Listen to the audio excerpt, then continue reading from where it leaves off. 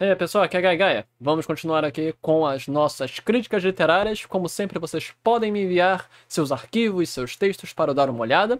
E não precisa ser apenas online. Esse aqui foi um arquivo enviado por Axel, Achu, não sei qual é o nome que a pessoa prefere ser chamada, mas é uma pessoa que veio do servidor do Narrativando, que é um canal muito parecido com o meu, de análise literária, de análise narrativa. Eu sugiro que todo mundo que esteja vendo este vídeo vão para o canal do Narrativando, ele é muito bom, ele faz análise de arcos de anime, especificamente de anime, narrativas, personagens, que é muito interessante, com uma edição muito melhor do que a minha, mas eu gosto desse tipo de vídeo de conversa. Então, neste vídeo aqui, estou vendo este documento enviado por Achu, não sei qual é a melhor forma de falar o nome dele ou dela. E vocês também podem me enviar. Todo mundo só está me enviando texto em forma de prosa, texto épico narrativo. Vocês podem enviar poemas também. E também podem enviar roteiros de teatro. Tudo isso é minha área, então eu posso dar uma lida e analisada. Como sempre, as críticas que eu vou fazer são para você se sentir melhor, para você crescer enquanto escritor. E basicamente é isso. Eu vi que também tem muita gente que está gostando dos vídeos, então a melhor forma de você ajudar é se inscrevendo no canal, ligando o sininho, compartilhando meus vídeos, dando like, que aí você faz com que mais pessoas possam encontrar isso aqui. E mais um detalhe antes da gente começar, eu acho que seria interessante talvez fazer algumas lives de oficina de escrita, que eu dou aula de criação literária, eu dou aula de escrita criativa, eu tenho oficinas disso, eu posso ver um dia, talvez domingo, comentem aí os dias que vocês acham que seriam legais pra gente ter uma aula coletiva com vocês escrevendo e tal. Então, vamos começar, vamos vendo aqui o texto. Vamos começar com o título. Eu gostei de O Sétimo Grau, considerando que foi me enviado um capítulo, imagino que este é o nome do livro e este é o nome do capítulo. Eu não sei qual é o nome do livro. Se esse não é o nome do livro e é o título do capítulo, também é um bom título para capítulo. Se for o título do livro, também é muito interessante, porque sétimo, isso aí incita no leitor vários pensamentos. Por exemplo, para mim, que sou um leitor específico, eu já remeto à ideia do sétimo. Sete é um número sagrado, é um número cabalístico, ligado normalmente aos céus, aos anjos. Então, o sétimo grau é porque existem 7 céus e 9 infernos. Então, isso aí já tem uma noção bem interessante. Nós podemos também ver como grau, como se fosse a sétima série, sétimo grau, de sétimo período de ensino. Então, esse é um bom título, seja para capítulo, seja para livro. Então, vamos começar. Ronan travava uma guerra contra seus próprios dentes com um palitinho de madeira. Ok. Cada vez que um pedaço de carne que ele mesmo caçou se desprendesse, era uma vitória. Durante essa batalha, um som familiar não cansava de aparecer. Muito bom. Nós estamos vendo aqui uma forma já imersiva de escrita. Não temos aqui os locativos ou as formas de construção normalmente de escritores mais amadores. Como, por exemplo, era um dia bonito. Ronan, aí descreve aqui, uma pessoa que era muito agitada ou muito frenética, gostava de palitar o próprio dente. Você está vendo aqui as próprias nuances da personalidade da pessoa, do personagem, descritos nas suas ações. Existe uma máxima, tanto em cinema, quanto em escrita, quanto em quadrinho, que é mostre e não conte. Obviamente, isso não é uma regra que se aplica a tudo, mas, de forma geral, quanto mais você puder demonstrar para a pessoa, quanto mais você puder explicar de um personagem sem explicar diretamente, e sim a partir de suas ações, de seus trejeitos, como outros personagens observam este personagem, melhor. Então, aqui nós estamos vendo já traços de personalidade, como uma pessoa irrequieta, é uma pessoa talvez até meticulosa, uma pessoa competitiva, com uma ação bem simples como isso, entendeu? Vemos que é uma pessoa que talvez não tenha muito, não se importe muito como as outras pessoas a observam, porque ele está palitando os dentes, talvez numa situação aberta. Então, tudo isso apenas com uma descrição simples. Isso é uma boa forma. O que eu mudaria? Hanan travava uma guerra contra seus próprios dentes com um palitinho de madeira. Ok. Eu acho que dá para melhorar isso aqui, mas eu teria que pensar mais longamente. Cada vez que um pedaço de carne que ele mesmo caçou se desprendesse, era uma vitória. Aqui você tem que ver qual é o tema. O tema não do texto, mas qual é a parte temática que você quer dar ênfase. Por exemplo, acho que seria mais interessante botar botar a vitória na frente, considerava uma vitória, porque aí você já bota como tema central as primeiras palavras de uma frase, normalmente já incitam o leitor como é que ele vai imaginar a situação. Mas também você pode botar assim, cada vez com um pedaço de carne, porque aí você está lentamente, lembrando aquela coisa que eu já falei em vídeos, que eu sempre falo, a escrita, ela mostra uma cronologia de eventos para o leitor.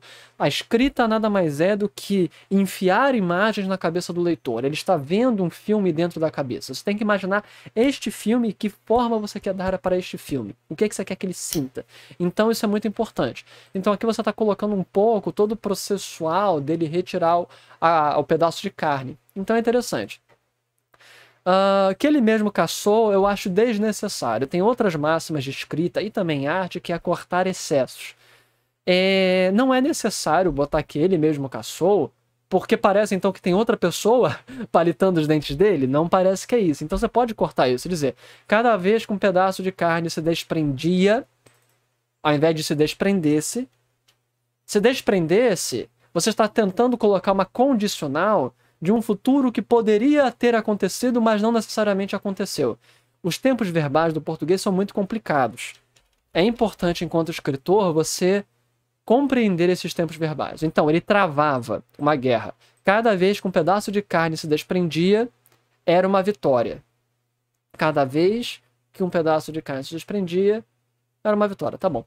Durante essa batalha, um som familiar não cansava de aparecer. Parecia um monstro. Aqui uma coisa que eu sempre falo. Você não use consecutivamente palavras iguais ou muito semelhantes. Repare, durante essa batalha um som familiar não cansava de aparecer, parecia. Olha como isso fica ruim. Aparecer, parecer. Não cansava... Então vamos mudar isso aqui. Durante essa batalha um som familiar não cansava de atrapalhá-lo, de incidir. Não cansava de aparecer. Soava. O problema é que isso também não é muito bom, porque você já usou som aqui. Que outra palavra podemos usar para som? Então, durante essa batalha, um som familiar não cansava de aparecer. Soava. Era como um monstro. Já está corretinho. Era como um monstro. Soava como um monstro. Eu vou dar um pause aqui para pensar na palavra, se não ficarem aqui comigo imaginando palavras. Pronto, vocês poderiam botar era um tom como o de um monstro ou de um monstro que adormeceu por eras. Você tem que usar mais vírgulas. Durante essa batalha, você já poderia pôr uma vírgula aqui. Um som familiar não cansava de surgir. Você também pode fazer isso. Assim, um som familiar não cansava de incomodá-lo. Pode fazer assim, incomodá-lo. Pode também botar, um som familiar não cansava de surgir. Um som familiar não cansava de... E por aí você pode colocar as coisas. Então, não cansava de aparecer. E você botava, era um tom como de um monstro que adormeceu por eras. Pronto, aqui uma vírgula. Pronto para um banquete. Um rugido estremecedor. Então, nós estamos dizendo com um som alto. Então, você pode dar características deste som. Então, um som familiar não cansava de retumbar, por exemplo. De soar. Som e soar é ruim. Um som familiar não cansava de ganhar corpo. Era um retumbar. Vírgula. Como o bradar de um monstro que adormeceu por eras. Pronto, aí você já está dando brilho para o que você está querendo dizer. Você está colorindo na cabeça do leitor o que esse som está se assemelhando. Pronto para um banquete, um rugido estremecedor. O barulho, porque não é mais um som. Você fala, o som é uma coisa muito genérica. Então aqui você já descreveu qual é o tipo de som, aí você agora pode dizer, o barulho vinha aqui estava errado, porque você tinha botado o som, mas o barulho vinha direto do estômago, não tem acento. Estômago não tem acento? Agora, você escreveu aí, tenho quase certeza que estômago não tem acento, mas é o tipo de coisa que a gente acaba se esquecendo. Parece que estômago tem acento. Que interessante. Por que estômago tem acento? Senão ficaria estômago, ok. O barulho vinha direto do estômago do adolescente, que gritava por mais. Durante essa batalha, um som familiar não cansava de ganhar corpo. Então ele já comeu e continua com fome, ok. O barulho vinha direto do estômago. Ronan comeria 2 ou 3 javalis inteiros sem problema algum, coisa que não era rotineira, pois apenas um sempre foi o suficiente. Ok. O céu estava azulado e ao leste vinha uma grande leva de nuvens claras como lã. O sol estava acima delas, deixando um clima agradável. Ronan caminhava por uma estrada de terra silenciosa com relvas e arbustos aos lados. Ok. No horizonte havia uma cidade. No horizonte, por uma estrada, o sol... Ok. Por causa de seu tamanho, o garoto parecia ser de 2 a 3 anos mais novo. Apesar da aparência juvenil, seus olhos negros carregavam a determinação de um guerreiro. Muito bom, você descrevendo aqui ao longo da caminhada. Você também poderia ter começado essa descrição no começo da história, mas essa aqui ao longo da caminhada, você está pintando. Primeiro você pintou características da personalidade dele. Segundo, você pintou as características da aparência. Eu acho boas descrições. Volte aqui, seu miserável. Gritou a voz. Melhor de uma voz, especifique. Isso é outro truque de escrita que sempre é falado. Especifique as pessoas. Determine. Ao invés de uma voz, você bota a voz. Volte aqui, seu miserável. Gritou a voz de um senhor de idade que vinha. Pode também botar do senhor de idade. Do senhor de idade que vinha correndo do gramado. Dos trigos ao lado esquerdo. Você não falou de trigo aqui. Cadê? Ronan caminhava por uma estrada de terra silenciosa com relvas e arbustos aos lados. Você falou de relvas e arbustos, não de trigo. Isso aqui já é uma descrição. Repara que você está pintando um cenário e agora você está se contradizendo. Isso aqui é uma pequena contradição de enredo, chamado de buraco de trama. Como isso aqui não interfere na narrativa, isso aí seria uma contrivance. Não é nem uma contrivance, seria só um pequeno engano. Então, você teria que falar desse trigo antes, entendeu? Dos trigos ao lado esquerdo de Ronan saltou um cão maltês branco e peludinho. Eu não sei como é um cão maltês. É bom você descrever o que quer dizer um cão maltês, entendeu? Qual é o tamanho desse bicho? Porque você falou um cão maltês e aí você falou peludinho, então eu imagino que ele é pequeno, entendeu? Ele encarou Ronan por um segundo, que pareceu uma eternidade, e saltou novamente em direção. Não tem crase antes de palavra masculina. Crase é, na verdade, 2 As, entendeu? Então, ele saltou em direção a um arbusto. Ronan estranhou o fato da boca do cãozinho estar manchada de vermelho. Logo atrás do cão apareceu a origem das vozes. Um idoso furioso como um vulcão. Um idoso furioso como um vulcão. Primeiro, rimas internas num texto não de poema normalmente são mal vistas. Um idoso furioso rima. Um idoso... Você pode botar um idoso enraivecido, explodindo como um vulcão. Logo atrás do cão apareceu a origem das vozes. Um idoso enraivecido, explodindo como um vulcão em chamas. Por que eu estou fazendo isso? Repare, isso aqui são coisas minhas. Não quer dizer que você precisa aplicar. Mas você botou aqui, ó. Logo atrás um cão apareceu da origem das vozes. Para não rimar cão com vulcão, eu coloquei mais uma palavra no final. Isso já é loucura minha, porque eu percebo coisas que não necessariamente são necessárias. Não necessariamente são necessárias, para ser bem redundante. Como essas questões das rimas. Você não precisa se preocupar com isso, se não quiser. Ele vestia um macacão. Então nós temos cão, vulcão e cão. Quantas palavras com cão você usou? Um idoso enraivecido explodindo como... É o problema, tem muitas palavras com ão que estão rimando aqui. Ele vestia um macacão azul e um velho chapéu de palha. O homem parou e observou Ronan da cabeça aos pés, fazendo-o lançar um olhar torto a Ronan. Isso ficou estranho. O homem parou e observou Ronan, da cabeça aos pés. Esse fazendo parece que está falando de Ronan. Ok? Então essa frase aqui não faz sentido. Segundo, ela não faz sentido porque A não é craseado. Ronan é uma palavra masculina. A menos que esteja dizendo de uma menina, só que eu acho que está falando de um menino. E saltou novamente em direção ao arbusto, Ronan estranhou, blá blá blá. O homem parou e observou Ronan da cabeça aos pés, fazendo lançar um olhar torto. Não, é tipo, o homem parou e observou Ronan da cabeça aos pés, lançando um olhar torto ao garoto. Ou lançando-lhe um olhar torto. Quem lança algo para alguém. Ele lançou o olhar ao garoto. O objeto indireto no português, retrátil, com o pronome. O pronome oblíquo utilizado é lhe, lançando-lhe. Por causa da sua camiseta infantil. Lançando-lhe um olhar torto por causa da camiseta infantil. Camiseta infantil que o garoto olhava. Por exemplo, você pode fazer assim, lançando um olhar torto para o garoto por conta da camiseta infantil que vestia e da naginata em suas costas. Então isso é uma possibilidade. Isso aqui é outra possibilidade. Você escolhe como você prefere que fique.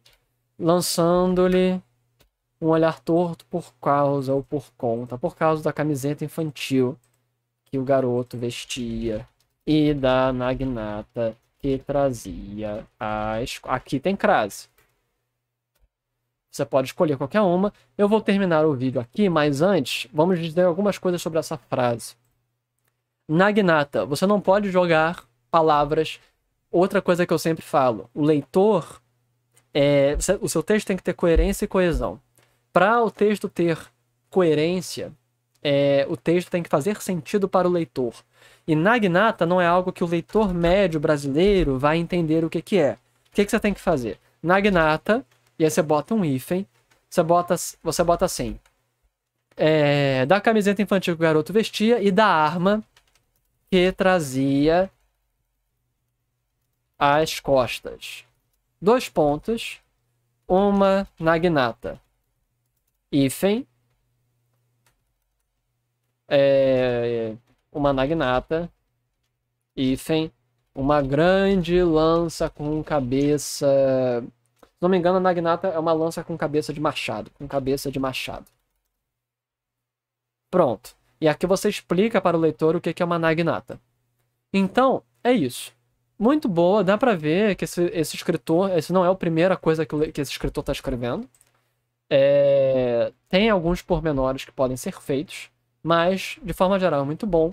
Deu pra saber, dá pra se ponderar que isso é uma realidade fantasiosa, mas ainda não deu pra entender se este é um livro de fantasia. Uma coisa que talvez eu não goste, essa sua diagramação, esse espaçamento de um e-mail entre um e-mail não, esse espaçamento de 2 entre os parágrafos, eu acho desnecessário. Eu não sei como é que tá os livros para edição agora, mas até onde eu sei, não tem que ter espaçamento entre os parágrafos. Você pode pôr um e-mail de espaçamento entre as linhas, mas não entre os parágrafos, ok? Então, muito bom, gostei. Comentem o que vocês acham, comentem se vocês gostariam de ter aulas online. Eu estou pensando em abrir uma turma para isso, mas primeiro eu posso fazer uma turma online, umas lives de escrita em alguns dias da semana. Eu posso também falar sobre outros assuntos. Vocês podem me enviar seus textos, sejam eles online, sejam eles em capítulos escritos. E vocês podem mandar também poesia. E vocês podem mandar em outras línguas. Eu posso ler em inglês e mais ou menos em chinês, só que não é muito bom o meu chinês. Posso ler em latim, posso ler em outras línguas como francês e línguas latinas, como espanhol, etc. Mas é isso. Então, se vocês gostaram, deem like, deem share, comente, se inscrevam. E é isso aí. Aqui foi Gai Gai. Até a próxima. Falou!